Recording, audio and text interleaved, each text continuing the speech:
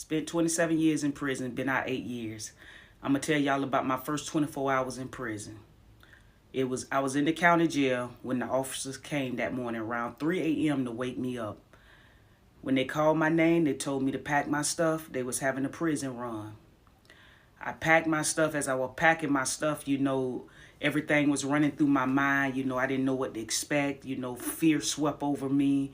I didn't know how things was going to turn out for me or go for me because I'm facing 25 years. So I packed my stuff. They come in, they shackle me, they put the waist chains on me, they escort me to the van with several other females that was going to prison that day. So we get to the prison, they pull in a garage, this large garage goes up and the van pulls into this garage. So when they pull in the garage, you got the officers standing there waiting on us. And back then they had this thing where I guess they would try to scare you straight from the jump, where they had the officers lined up ready to yell and scream. And they had to project their voice in a certain way because they wanted to instill fear in you so that you wouldn't come in here being disrespectful or I guess just being wild or something. So in the beginning, they would try to instill this fear in you. They would use these fear tactics in order to get you to walk a straight line as far as you doing your time in the institution. So they take all of our property and they tell us to stand over there against the wall or sit on the cold bench. So we sitting on the bench, and while they're going through our property, they're searching for contraband to make sure that we didn't bring anything from the county jail into the prison. Into the prison system. So they're searching everything and see some of the things that was allowed in the county jail is not allowed in the prison. Even though in the prison you have a little bit more room. Now, if you bring a watch, you can keep your watch. If you bring a necklace with a religious chain or cross or something, you allowed to keep that. If you have a wedding band on, you can keep that. That's all the jewelry you can keep.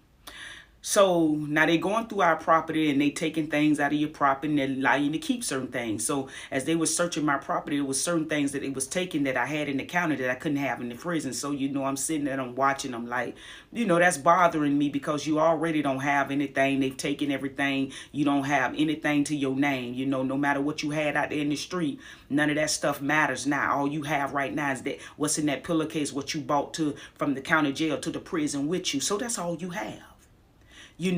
So now I'm feeling the sting of how the people felt when I was going in their houses. So yeah, it's hitting me now, like, and I'm like, Lord, please, forgive me for every person house I've been in, forgive me for every person that I made feel this way, because now I'm feeling it as they going through my stuff and they taking stuff and just throwing it in the trash. Yeah, it hit me then. So we sitting there and we waiting on them to do that because it's a process. It's called orientation. It's R&O, where you being processed to go into R&O orientation, where you learning the basic rules of the prison and all that. So then after they finish doing that, they'll call us to another room and they'll make everybody, derobe, for better choice of words, derobe. That mean that, they're going to search you thoroughly and they're going to make sure that you don't have anything on you. So if anybody ever been up the road or been in the county jail, for better choice of words, I don't want to use words, I want to respect the platform. So you have to make sure that you have nothing on you. You understand? You got to do what they tell you to do. And, and make sure that you ain't concealing nothing. Okay? So after they do all that, they give you this dress and they tell you to go to the shower. So once you go to the shower area, you get in the shower, they stand there to make sure that the water is running and everything. And the main reason for standing there is that they put quail in your hand. The quail is for your hair so that you can wash your hair to make sure that there's no lice, that you didn't bring any outside lice or bugs in your hair inside the institution. Because the girls that's already in the prison is already quail. So if any lice or anything comes into the institution, it's coming from the new intakes. So they put quail in your hand. Now quail takes your hair out. And one of my things was my hair. I did not like that stuff in my hair because they do the same thing in the county jail.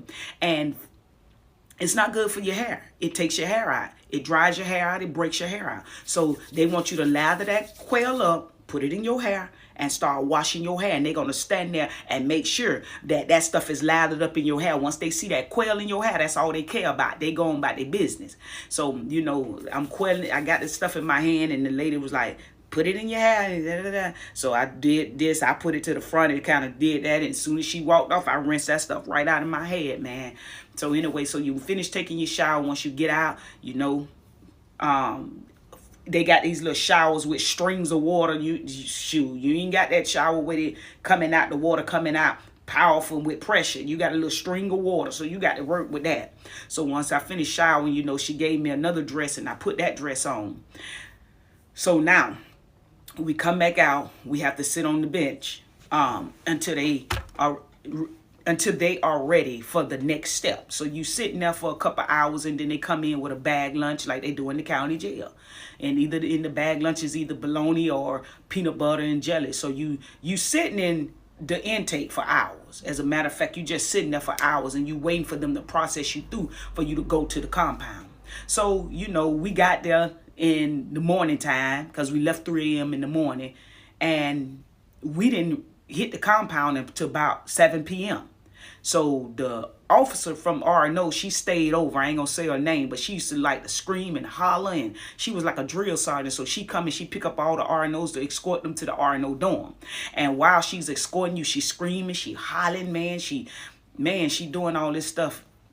But anyway, it's just a tactic to try to make sure that you walk a straight line again, that you don't be conformed to the ones that has already been in the institution. Because once they get out of RNO, they get buck wild. You know, they have a little bit more freedom. They start doing what they want to do. But what happens is that the ones on the compound will get a hold to the ones inside of RNO. And once they connect with somebody on the compound, then they start being little rebellious and being wild and this and that, because now they telling them the ropes. Like, man, it ain't like all that. That's how RNO is. It's cool on the compound. So the scare tactics ain't working for the person that's connecting with the person that's on the compound, because now they learning the ropes. And you usually don't learn the ropes until you get out of RNO. So RNO is the place where they keep you to scare you straight.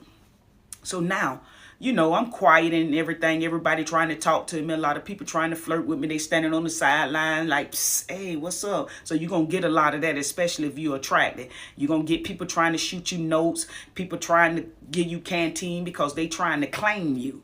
They trying to be the first to get dibs on you. You know, they want to be the first one you connect with. So when you get on the compound, you know, they can be the ones be like, hey, that's mine and this and that and that. But see, I wasn't having none of that. So when I get to the RNO dorm, they give me a top bunk. You got top and bottom bunks. You got, you know, like bunk beds. So I get a top bunk. So I'm sitting on the bunk and I'm looking around.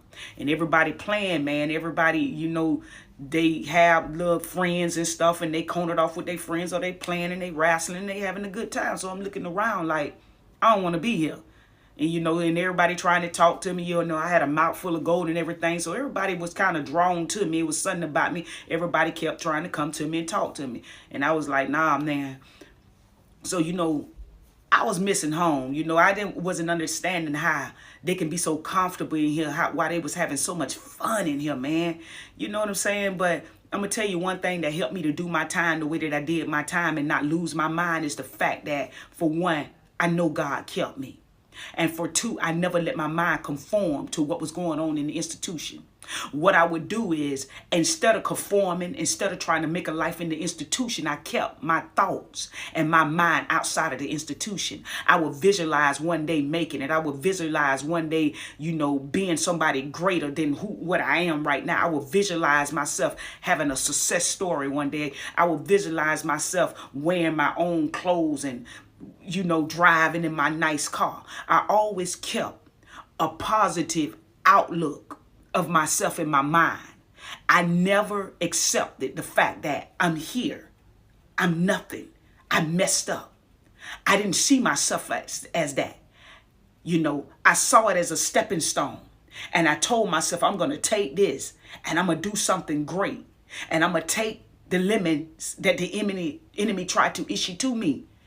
And I'm going to make lemonade out of this one day. And I'm going to be great one day. And I'm going to help somebody one day. And with that vision, because without a vision, the people perish. That's what helped me to navigate through the system successfully without being caught up. Y'all be